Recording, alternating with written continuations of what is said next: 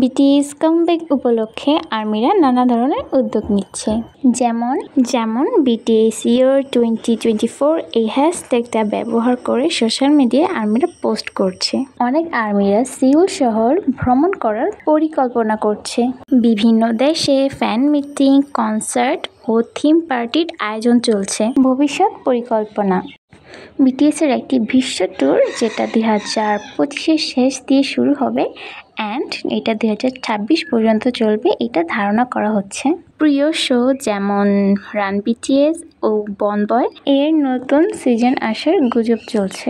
আমারও মনে হয় এগুলার নতুন সিজন আসতেই পারে। আরও দুটো ইনফরমেশন আছে যে নিউ ইয়র্কে হ্যালো সিয়কজিন নামে একটা ফ্যান ইভেন্ট আয়োজন করেছেন অ্যান্ড আমাদের যে হোপ অন দ্য স্ট্রিট এই ট্যুর 2025 সালের ফেব্রুয়ারি থেকে জুন পর্যন্ত চলছে।